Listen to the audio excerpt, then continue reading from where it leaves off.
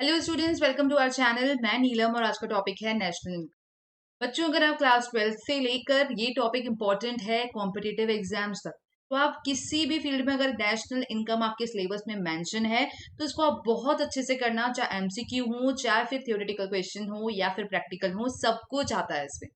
ठीक है, इसमें इतने सारे फॉर्मूलेज हैं कि बच्चे कंफ्यूज हो जाते हैं कि कौन सा पढ़े कौन सा छोड़े। लेकिन सिर्फ 3 ट्रिक से, हाँ जी, सिर्फ 3 ट्रिक से आप सारे हजारों फॉर्मूलेज बना सकते हो। तो बिना किसी टाइम वेस्ट के चलिए शुरू करते हैं। इसमें हम कंटेंट क्या क्या पढ़ने वाले हैं, हम पढ़ेंगे इकोनॉमिक टेरिटरी और डोमेस्टिक टेरिटरी क्या होता है इसके बारे में, डोमेस्टिक इनकम क्या होती है, रेसिडेंट, कुछ एग्रीगेट्स के बारे में पढ़ेंगे और इस एग्रीगेट की डेफिनेशन क्या होती है वो भी देखेंगे। फॉर्मूला कैसे बनाते हैं, कन्वर्ट कैसे करते हैं, वो सब हम देखेंगे। फाइनल इंटरमीडिएट प्रोडक्ट्स क्या होते हैं, डिफरेंस इसका हम देखने वाले हैं यहाँ पर, और कुछ टर्म्स के बारे में देखेंगे और लास्ट देखेंगे ट्रांसफर इनकम और फैक्टर इनकम क्या होती है। ठीक है, तो when domestic territory is defined in terms of economics, it means economic territory। ध्यान रखना कि इसे डोमेस्टिक टेरिटरी भी बोल सकते हो आप और इकोनॉमिक टेरिटरी भी बोल सकते हो, बस ये अलग अलग नेम्स हैं। That refers to the geographical territory, इसे हम क्या बोलते हैं, जोग्राफिकल टेरिटरी। जो क्या जोग्राफिकल टेरिटरी का मतलब क्या होता है, जो बाउंड्रीज के अंदर आती है, जो आपका इंडिया का मैप है। ठीक है, जो भी इसके अंदर स्टेट्स आते हैं उसे हम क्या बोलेंगे, geographical territory. Which is administrated by the government, जो उसकी गवर्नमेंट या उसका कंट्रोल रहेगा पूरी की पूरी, जो एक पर्टिकुलर, अगर आप किसी भी कंट्री की बात कर रहे हैं तो उसमें सारा कंट्रोल किसका रहेगा, उसकी गवर्नमेंट का। अगर अपन इंडिया की बात करें तो कंट्रोल किसका रहेगा, उसकी गवर्नमेंट का, इंडियन गवर्नमेंट का। Which with the person, goods और कैपिटल आर सर्कुलेटेड फ्रीली, मतलब पर्सन हो गए, गुड्स हो गए और कैपिटल आप आराम से मूवमेंट करवा सकते हो। जैसे सपोज अगर मुझे से केरला जाना है तो मुझे किसी वीजा की जरूरत नहीं है, बिकॉज आई एम इंडियन। ठीक है, या मुझे कोई गुड्स लेके जाना है जो कि प्रोहिबिटेड नहीं हो, नॉर्मल गुड्स हो, ठीक है, तो मेरे को किसी के परमिट लेने की जरूरत नहीं पड़ेगी। यही अगर मुझे किसी अमेरिका के किसी प्लेस पे जाना है तो मुझे पहले वीजा या कुछ लेना पड़ेगा। ठीक है, तो इसमें ऐसा नहीं होता है, मतलब डोमेस्टिक टेरिटरी में आप फ्रीली गुड्स मूव कर सकते हो, पर्सन भी फ्रीली मूव हो सकते हैं और कैपिटल यानी कि पैसा भी आप फ्रीली मूव करवा सकते हो। अब कुछ और भी पॉइंटर्स हैं जो डोमेस्टिक टेरिटरी के अंदर इंक्लूड होंगे। सबसे पहले है टेरिटोरियल वाटर्स। ये टेरिटोरियल वाटर्स क्या होता है, इंपॉर्टेंट है। टेरिटोरियल वाटर्स मतलब जो सपोज हमने कहा कि जो भी हमारे पोर्ट्स हैं, ठीक है, जो इंडिया के पोर्ट्स हैं उस पर अधिकार किसका है, इंडियन गवर्नमेंट का। ठीक है, वो भी जो भी इनकम होगी वो भी इसके अंदर ऐड किया जाएगा। Ships and aircraft that are operated by the residents of the country spread across the different part of the globe। इसको एक एग्जांपल से समझते हैं कि ए शिप है, ठीक है, ए शिप है, ये कौन सा शिप है, इंडियन शिप है। ठीक है, कौन सा शिप है, ये इंडियन शिप है, जो कि कहाँ गया है, ये गया है सिंगापुर। तो ये सिंगापुर गया है, तो इसका मतलब ये नहीं कि हमारा राइट इस पे चला जाएगा। अभी भी इसका जो पैसा आएगा, जो इनकम होगी, वो किस कंट्री की इनकम है, इंडियन की है, क्योंकि जो इस शिप का ओनर है या जो इस शिप को ऑपरेट कर रहा है वो कौन है, इंडियन रेसिडेंट है। ठीक है, well known establishments such as embassies, consultants, military of the country are located in abroad। it is very very important। यहीं पे ही जो एमसीक्यू क्वेश्चन है आते ही आते हैं और बच्चे गलत करके आते हैं। इसको हम एक एग्जाम्पल से समझते हैं। एक सेकंड में इसको पहले क्लीन कर देती हूँ। ठीक है, हाँ, अब हम इसको एक एग्जाम्पल से समझते हैं कि एम्बेसी, सबसे ज्यादा जो क्वेश्चन आता है वो एम्बेसी से आता है। कि हम एक मानते हैं कि आपको पहले तो एम्बेसी होता क्या, एम्बेसी होता है एक फॉरेन ऑफिस होता है। ठीक है, एक फॉरेन ऑफिस होता है जो हर एक अलग अलग कंट्री में होता है। जैसे इंडिया के अंदर जितनी भी आपकी फॉरेन कंट्रीज हैं उसके ऑफिसेस दिल्ली के अंदर लोकेटेड है। अब ऐसा क्यों करते हैं कि सपोज अगर कोई भी फॉरेनर, सपोज मैं कहूँ कि अमेरिका का ऑफिस जो है वो इंडिया के अंदर उसकी एम्बेसी है। ठीक है, तो अगर कोई भी अमेरिकन अगर फंस जाए इंडिया में या कोई प्रॉब्लम आ जाए तो वो अपने एम्बेसी में जाके कंप्लेन कर सकता है या जो भी प्रॉब्लम है वो बता सकता है। वैसे ही इंडिया के जो ऑफिसेज होते हैं वो कहाँ होते हैं, फॉरेन में भी होते हैं।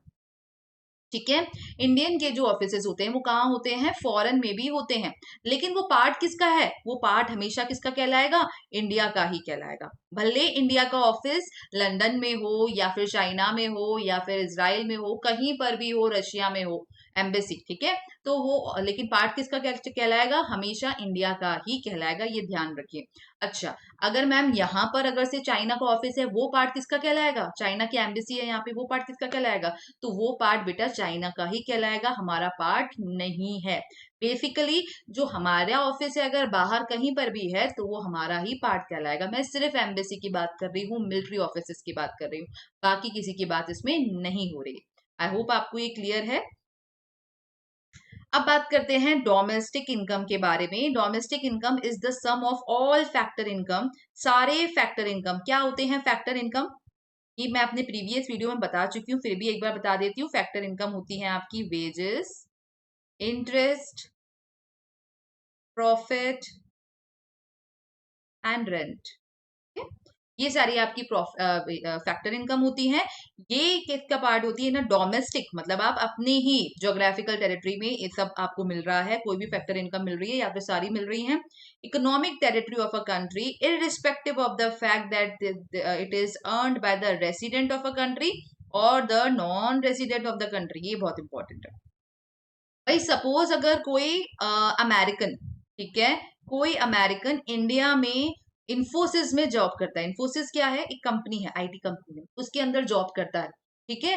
तो लेकिन वो कौन है, अमेरिकन है। तो आप बोलोगे भाई ये तो हमारी इनकम ही नहीं है। नहीं, डोमेस्टिक क्या बोलता है, डोमेस्टिक इनकम में क्या होगा कि कोई अमेरिकन है लेकिन अगर वो इंडिया में काम करता है, भले वो नॉन रेसिडेंट है, लेकिन वो इनकम किसकी कहलाएगी, इंडिया की ही कहलाएगी। ये याद रख लेना कि अभी मैं थोड़ा सा आपको अलग बताऊंगी जब नेशनल इनकम पढ़ाऊंगी, ठीक है। यहाँ तक कल समझ में आ गया कि डोमेस्टिक इनकम में अगर कोई बाहर का भी है, फॉरेनर भी है या फिर कोई नॉन रेसिडेंट है, अगर वो इंडिया में अर्निंग करता है, कोई भी फैक्टर इनकम उसको मिलती है, तो वो पार्ट किसका कहलाएगा, इंडिया की इनकम ही कहलाएगी। अब आते हैं रेसिडेंट क्या होता है। यहाँ थोड़ा सा स्पेलिंग गलत हो गया है, आई नहीं आएगा। A resident, whether a person or an institution, is one whose center of economic interest lies in the economic territory. इस ये बहुत इंपॉर्टेंट है, ये देख रहे हैं आप, ये सेंटर ऑफ इकोनॉमिक इंटरेस्ट, ये बहुत ज्यादा इंपॉर्टेंट है। जिसका centre of economic interest India में है, मतलब इसको हम कैसे समझेंगे, जिसका दिल इंडिया में ही है, भले वो दुबई में रह रहा है, चाइना में रह रहा है या फिर अमेरिका में या फिर कनाडा, कहीं पर भी रह रहा है, उसका दिल जो है वो इंडिया में। अब ये दिल इंडिया में, मैम ये कैसे हो गया, आप तो इकोनॉमी पढ़ा रहे हो, तो समझाती हूँ कैसे क्या होता है ये। सेंटर ऑफ इकोनॉमिक इंटरेस्ट मतलब द रेसिडेंट लिव्स और located with in the economic territory and the resident carries out of the basic economic earning, spending, accumulation from that location. Basically कि अगर आप दुबई में भी रहते हो, ठीक है, दुबई में आपकी जॉब है, ठीक है, लेकिन क्या है, लेकिन आप खर्च जो है, इन्वेस्टमेंट है, वो कहाँ करते हो, इंडिया में कर दिया आपने, आपने एक प्लॉट ले लिया इंडिया में, ठीक है, या फिर आपने पैसे, आपका जो अकाउंट है वो कहाँ पर है, एसबीआई में, इंडियन बैंक में है, ठीक है। कुछ भी, मतलब कौन कौन सी चीजें कर सकते हो आप, ध्यान रखना, या तो आप अर्निंग ही यहाँ करते हो तो ऑटोमेटिकली आप यहाँ के हो, लेकिन स्पेंडिंग मतलब खर्चा यहाँ करते हो, कमाते कहीं और हो, या फिर जोड़ते यहाँ हो, इन तीनों में से अगर आप कुछ भी करते हो तो आप यहाँ के रेसिडेंट कहलाओगे। भाई देखो, वैसे रेसिडेंट का मतलब कोई और होता है, 182 डेज से ज्यादा इंडिया में अगर रहता है तो उसे रेसिडेंट बोला जाता है, लेकिन वो बात नहीं कर रहे हैं अपन, इकोनॉमिक्स में थोड़ा सा उसको अलग हटके चलते हैं, ठीक है। तो रेसिडेंट इसके अंदर क्या हो जाएगा, जिसमें से एक सारी एक्टिविटी में से कोई भी एक एक्टिविटी भी अगर आप करते हो, दुबई में रहते हो और आप खर्चा यहाँ करते हो या फिर कमाते यहीं हो या वॉट एवर अक्यूमुलेट यहाँ करते हो, इकट्ठा यहाँ करते हो आप पैसा, तो आप यहाँ के रेसिडेंट कहलाओगे। अब कुछ एग्जाम्पल हैं, उससे पहले मैं आपको बताती हूँ कुछ एग्जाम्पल हैं, ठीक है, जो आपको ये एमसीक्यू में आते हैं कि भाई आपको एक स्टेटमेंट दे दिया जाएगा और आपको बताना पड़ेगा कि ये ग्रॉस डोमेस्टिक इनकम में ऐड होगा या फिर नेशनल डोमेस्टिक इनकम में ऐड होगा।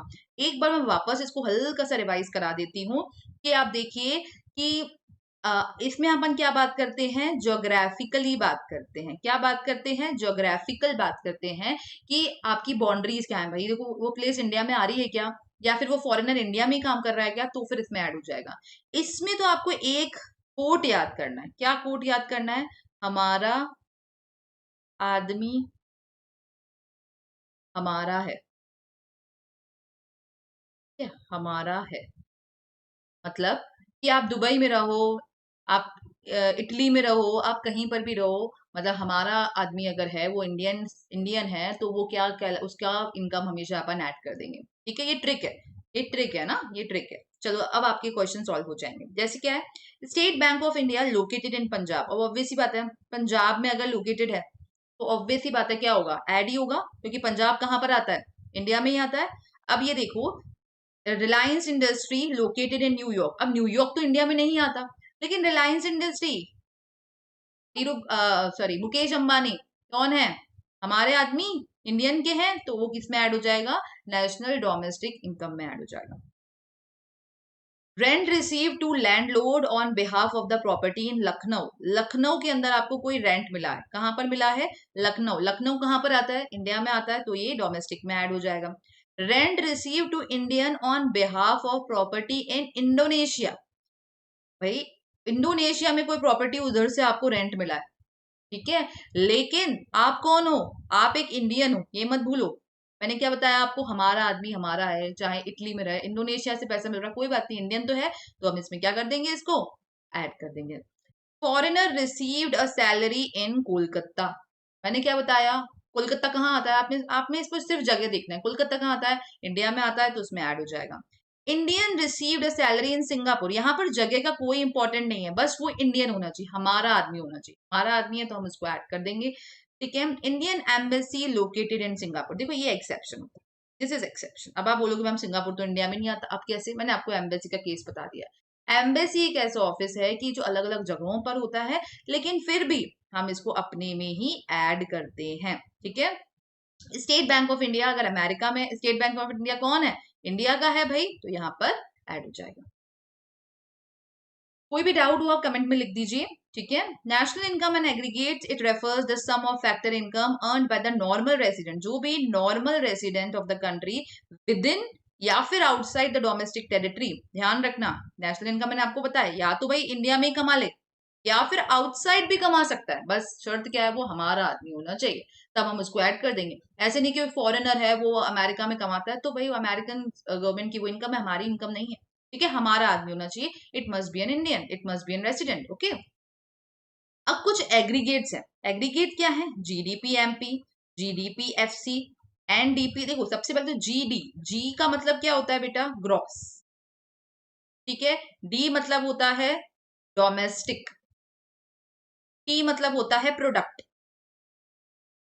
ठीक है, अब एनडीपी आपको जहां पर भी दिख रहा है तो उसका मतलब होता है नेट नेशनल प्रोडक्ट। ठीक है, उसका मतलब क्या होता है, नेट नेशनल प्रोडक्ट। अब कहीं पर आपको एफसी दिखेगा विच इज फैक्टर कॉस्ट, और कहीं पर आपको एमपी दिखेगा विच इज मार्केट प्राइस। अभी ये कुछ समझ में नहीं आएगा, अभी बस झटपट से मैं आपको समझा दूंगी और आपको सब कुछ समझ में आ जाएगा। देखिए सबसे पहले हम एक फॉर्मूला कन्वर्जन समझते हैं। अब हम कन्वर्जन सीखेंगे, उससे पहले आप ये दो टर्म्स देखिए, gross domestic product at market price. ठीक है, और दूसरी चीज आप बिल्कुल पेशेंटली देखिएगा, आपके 1000 तरीके के फॉर्मूलेस बनते हैं, आपको सिर्फ 3 तरीके से, 3 ट्रिक्स से सारे फॉर्मूले सॉल्व हो जाएंगे। तो थोड़ा सा पेशेंटली देखिएगा, स्किप मत करिएगा, हो सकता है स्टार्टिंग में थोड़ा सा समझ में नहीं आया, लेकिन फिर मक्खन जैसे सॉल्व हो जाएगा, trust me. Okay, net national product at factor cost. अब ये क्या होता है फैक्टर कॉस्ट, अभी कुछ मत समझो, बस होता है कुछ, क्योंकि सारा इस वीडियो में कवर होगा आगे, है ना। पहले मेन फॉर्मूले में जो तकलीफ है हम उसको सॉल्व करना चाहते हैं। जीडीपी, इसका शॉर्ट फॉर्म क्या हो जाएगा, एमपी। एमपी हमेशा थोड़ा सा स्लाइटली नीचे लिखेंगे आप, और ये क्या होता है, N N P F C. कैसे आया, net national product at factor cost, तो ये क्या हो जाएगा, एफ सी। जी से एन पे जाना है, कहाँ जाना है, जी से एन पे जाना है। ठीक है, आप जी पे खड़े हैं और आपको कहाँ जाना है, एन पे जाना है, तो आप क्या करोगे, लेस डेप्रीसिएशन। ठीक है, क्या होता है डेप्रीसिएशन सब पढ़ेंगे, अभी सिर्फ फॉर्मूला बनाने पे ध्यान दो। अगर आपको डी, यहां पर क्या डी लिखा हुआ है, डी से एन पे जाना है, कहाँ जाना है, एन पे, तो आप क्या करेंगे, एक सेकेंड, डी से एन पे जाना है तो आप क्या करेंगे, एड एन एफ आई ए। ठीक है, और अगर आपको एमपी से एफसी पे जाना है, ठीक है, एमपी से आपको एफसी पे जाना है, तो आप क्या करेंगे, लेस NIT, ये ही ट्रिक है।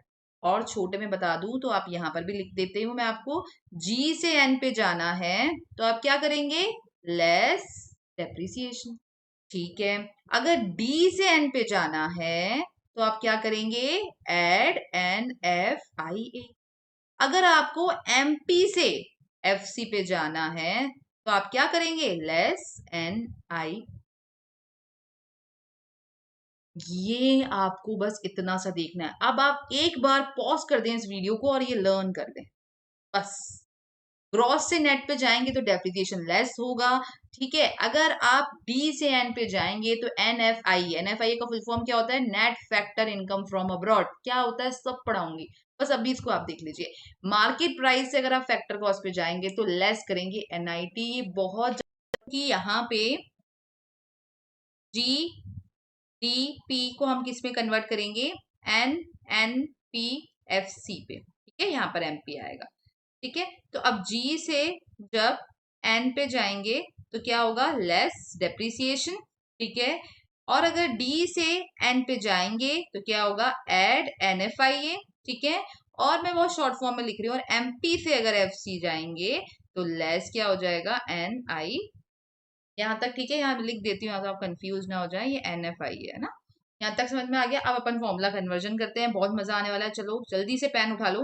GDP से मुझे सपोज जाना है GDPFC पे, ठीक है। तो देखो, G से G सेम, D से D सेम, P में तो कोई बदलाव होता नहीं है, MP से FC जाना है तो मैं क्या कर दूंगी, ध्यान रखें, मैं क्या कर दूंगी, लेस डेप्रिसिएशन, ठीक है। फिर मैं क्या करती हूँ, GNPFC है, देखो FC से FC सेम, G से G सेम, बदलाव कहाँ है, इस D के अंदर, इस N के अंदर। अभी देखो मैंने क्या लिखा है, D से अगर N पे जाते हैं तो क्या होता है बच्चों, यहां पर हो जाता है एड NFIA, बन गया फॉर्मूला, ठीक है। अब अपन क्या करें, ठीक है, अगर लिखे यहां पर लिखा हुआ अगर NNPFC, क्या लिखा हो, NNPFC, तो देखो N से अगर अपन कहा जाते हैं N पे तो कुछ बदलाव नहीं होगा, FC से FC जाएंगे तो कोई, बस ये दिक्कत है, ये वाला N और ये वाला G में प्रॉब्लम है।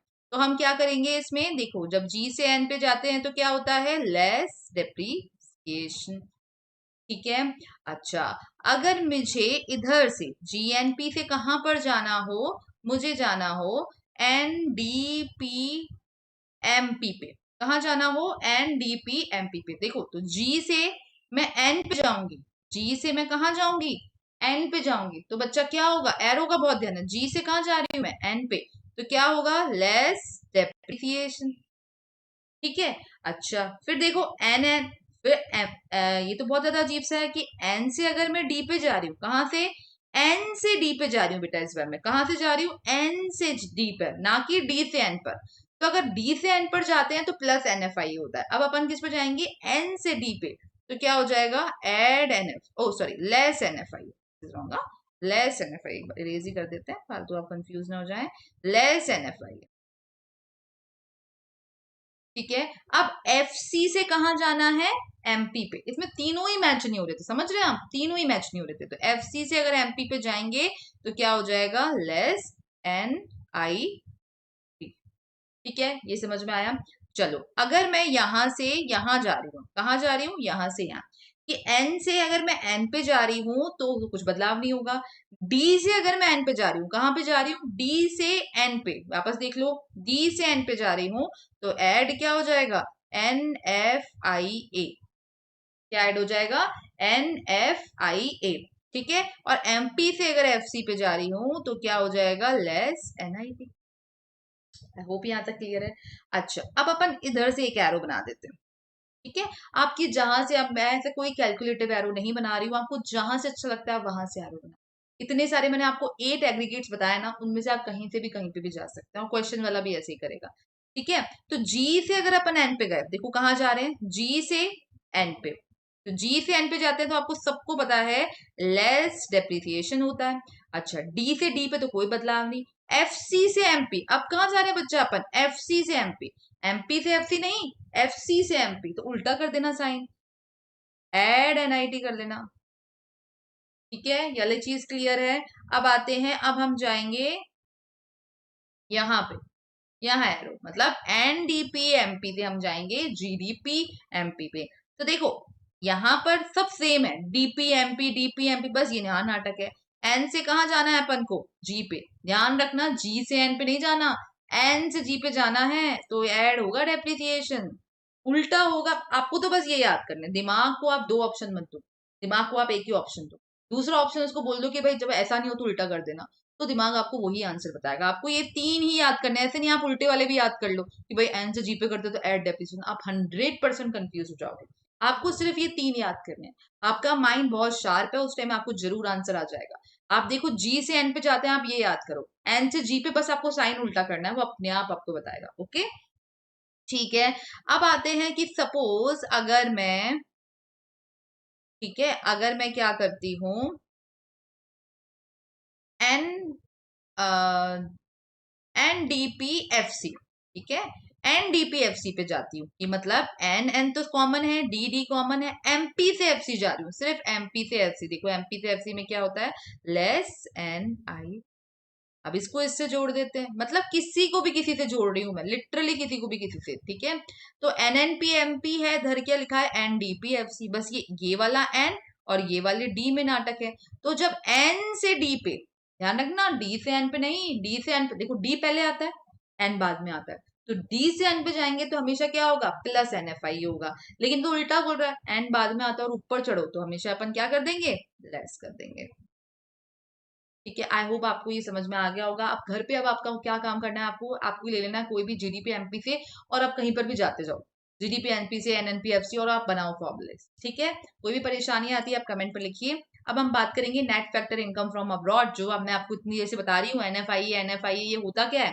एनएफआई बेटा बहुत सिंपल है, the difference between factor income earned bye the normal residents of the country from the rest of the world. Suppose Shyam है, कौन है, श्याम है, वो कहाँ रहता है, दुबई रहता है, दुबई से खूब सारा पैसा कमा के आया, कितना पैसा, खूब सारा पैसा। वो जब कमा के आया तो किसको देगा, इंडियन, मतलब इंडिया, इंडियन है ना ये, तो किसको देगा, इंडिया को देगा। ठीक है, तो हमारे पास क्या आएगा, दुबई के द्राम्स कहां पर आएंगे, इंडिया में आएंगे। ठीक है, तो ये net factor income from abroad है। लेकिन कई बार क्या होगा, ये टू भी होगा, मतलब कुछ फॉरेनर्स भी तो इंडिया में काम करते होंगे और वो इंडियन करेंसी को अपने देशों में ले जाएंगे, तो वो अपन क्या कर देंगे, लेस कर देंगे।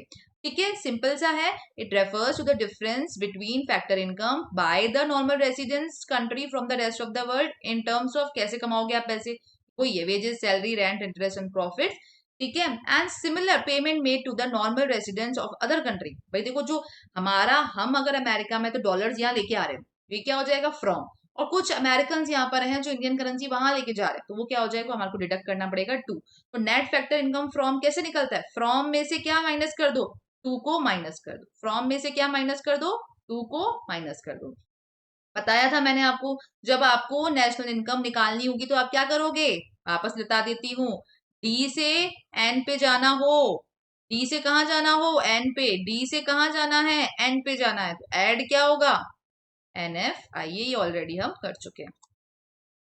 चलो अब डिफरेंस बिटवीन कर लेते हैं कि नेशनल इनकम डोमेस्टिक इनकम में क्या डिफरेंस होता है। इसमें सम ऑफ क्या होता है बच्चों, इसमें सम ऑफ फैक्टर इनकम होता है, जो कि प्रोडक्शन यूनिट से जनरेट होता है। ध्यान रखना डोमेस्टिक टेरिटरी में, कौन सी टेरिटरी में, डोमेस्टिक टेरिटरी में। इसमें होता है some of factor incomes earn by the normal resident, या तो भाई नॉर्मल रेसिडेंट या तो हमारे यहाँ पे कमा ले या फिर आउटसाइड कमा ले, वहां पे सिर्फ डोमेस्टिक टेरिटरी होता है, यहाँ पर दोनों होता है कि मतलब या तो यहाँ पे भी कमा ले या फिर आउटसाइड भी कमा ले। इधर होता है एनएनपीएफसी लेस एनएफआई, ये मैं आपको ऑलरेडी बता चुकी हूँ। उधर होता है ये आपको नहीं देखना है ना, दिस पॉइंट आपको नहीं देखना है, आपको पता है कि भाई जब मैं एन, देखो क्या होगा जब मैं एन है, ये मेरे पास हमेशा गिवन होगा, इक्वल्स टू के बाहर वाला हमेशा नहीं गिवन होता है, आपको पता है, ये बेसिक मैथ्स है। तो ये मुझे गिवन है, मेरे को एन गिवन है और मुझे कहाँ जाना है, डी पे जाना है, एन गिवन है, सॉरी एक सेकेंड, एन गिवन है और मुझे कहाँ जाना है, डी पे जाना है, तो मैं क्या करूंगी, लेस एनएफआई। ठीक है, और देखो डी, डी पे खड़े हैं अपन को, आगे सीढ़ियां चढ़नी है, एन पे जाना है, तो क्या करेंगे, ऐड एनएफआई।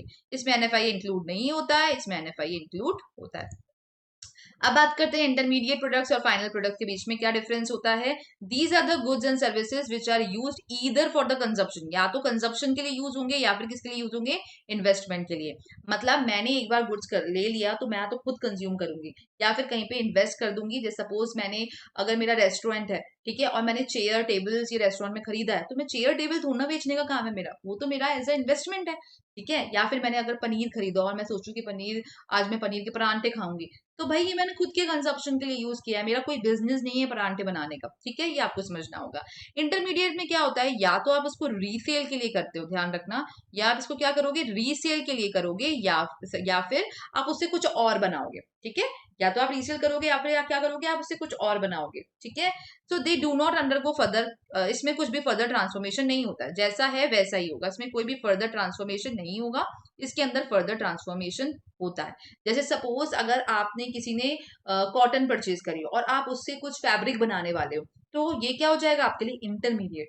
और मैंने कॉटन परचेज करी क्योंकि मुझे लग गई है, तो मेरे लिए क्या हो जाएगा, वही कॉटन मेरे लिए क्या हो जाएगी, फाइनल हो जाएगी। ये इंक्लूड होता है नेशनल इनकम में और ये एक्सक्लूड हो जाता है, इसको अपन इंक्लूड नहीं करते हैं।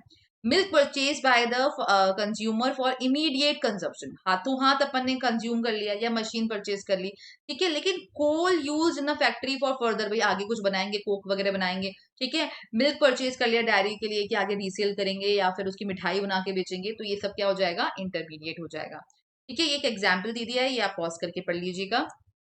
अब आते हैं difference between factor income and transfer income.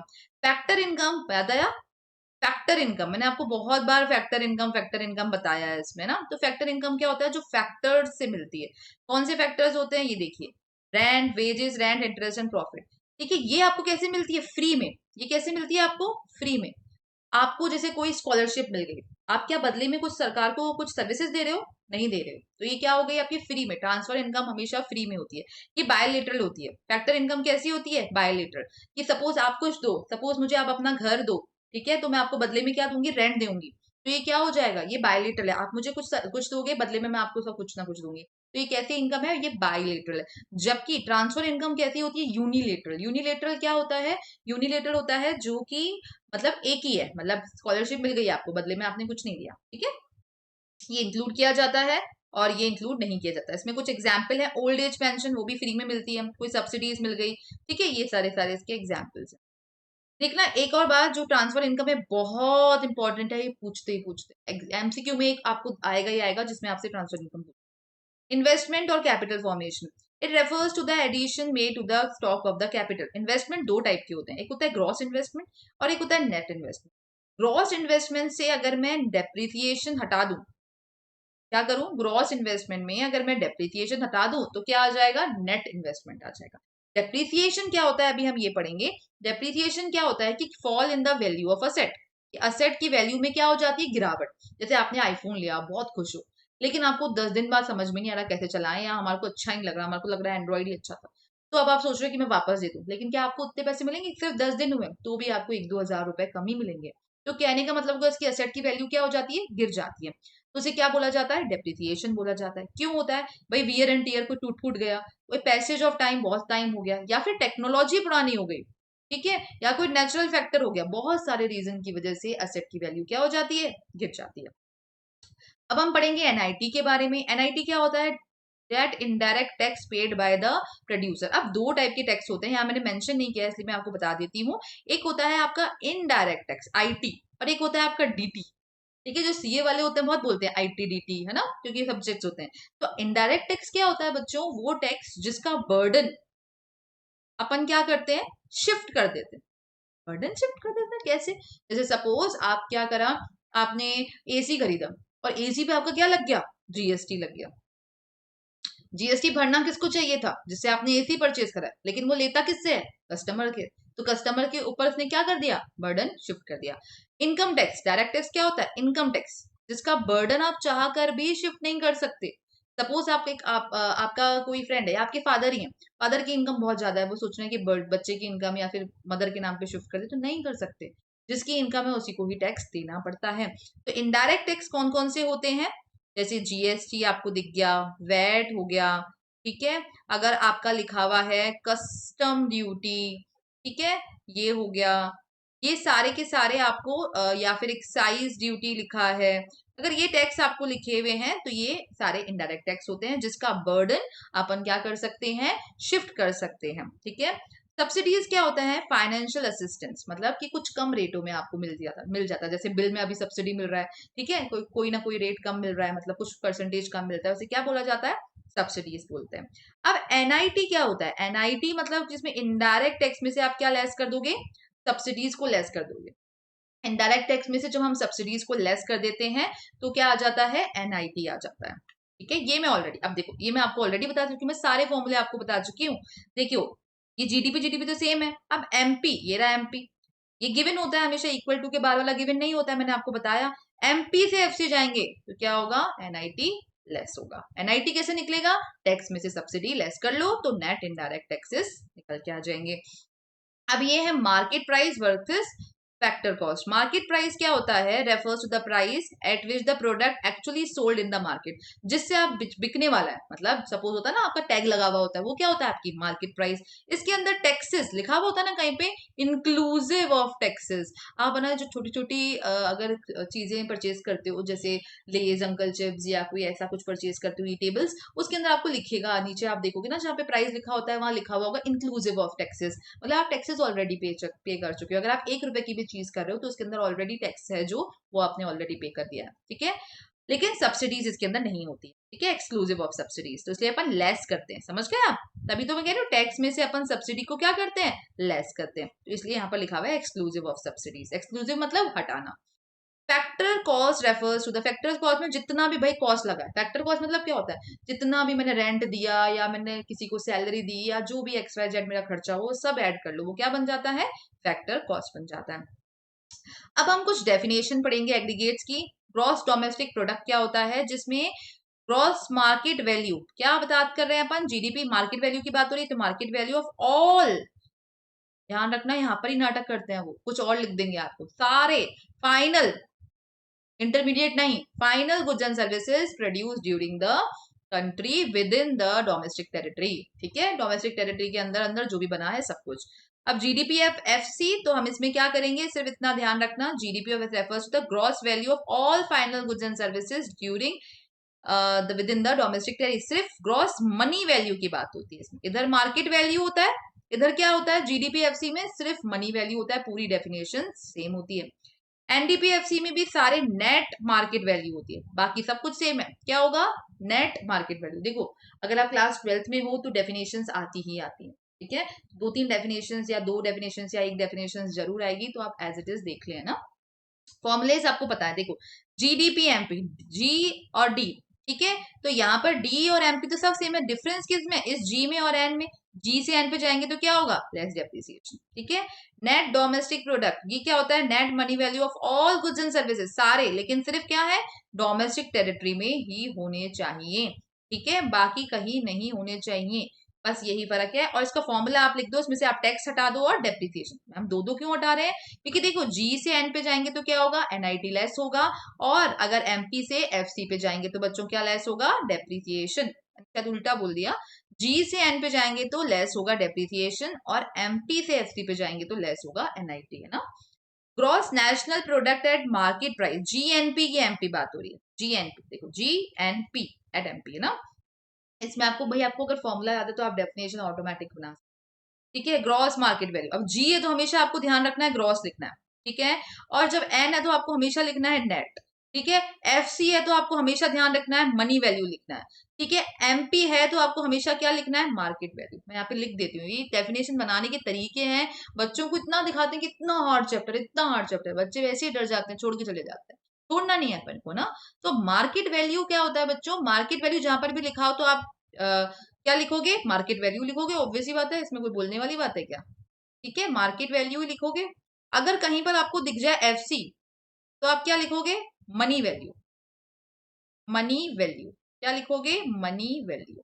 कहीं पर आपको जी दिख जाए तो आप लिखोगे ग्रॉस, मतलब क्या लिखोगे, ग्रॉस मार्केट वैल्यू या फिर ग्रॉस मनी वैल्यू। ठीक है, अगर आपको एन दिख जाए तो आप क्या लिखोगे, नेट, और बाकी सारे डेफिनेशंस देंगी। अब देखो क्या है, ग्रॉस है तो ग्रॉस है, ठीक है, तो क्या आ जाएगा, और एफसी है तो आपको पता है मनी वैल्यू आ जाएगा। जी लिखा हुआ है तो क्या आएगा, ग्रॉस, और क्या आ जाएगा, मनी वैल्यू। अब आपको फॉर्मूला बनाने भी आ गया है, आई होप सो। कैसे करेंगे, एमपी से एफसी, बाकी सब सेम है, एमपी से एफसी पे जाते हैं तो क्या होता है, लेस एनआईटी। अब ये एन लिखा है तो नेट आएगा, और एमपी लिखा है तो क्या आ जाएगा, मार्केट वैल्यू। अगर इधर ही एफसी होता तो क्या आता, मनी वैल्यू। ठीक है, अब वही देख लो क्या है, जी से एन पे जाएंगे तो लेस डेप्रिसिएशन। अब देखो क्या है इधर, N N P F C. अब N N P F C, N है तो ये क्या लिखेंगे, नेट, और एफ सी है तो आपको मैंने बता दिया क्या लिखना है, मनी वैल्यू ही लिखना है। अब देखो जी से एन पे जाएंगे तो क्या हो जाएगा, जी से एन पे जाएंगे तो लेस एनआईटी हो जाएगा, एमपी से एफसी पे जाएंगे तो लेस डेप्रिसिएशन हो जाएगा। दैट्स इट, बस यही है चैप्टर। अब हम इसकी नेक्स्ट वीडियो में क्वेश्चंस करने वाले हैं दबा के, और आपको समझ में आ जाएगा। फिर एक और वीडियो लेके आएंगे जिसमें मेथड्स करेंगे, और फिर उसके बाद उसके क्वेश्चंस करेंगे, और आपका सिर्फ और सिर्फ 4 वीडियो में। ठीक है, अगर आपको प्रैक्टिस क्वेश्चन नहीं करने तो आप छोड़ दीजिए, सिर्फ 2 वीडियो में आपका पूरा नेशनल इनकम विथ सारे के सारे टर्म्स, सब कुछ विद अंडरस्टैंडिंग, सब कुछ क्लियर है। आप हमें इंस्टाग्राम पे भी फॉलो कर सकते हैं, और कोई भी प्रॉब्लम हो, कमेंट, चैट आप लिख सकते हैं। मिलते हैं।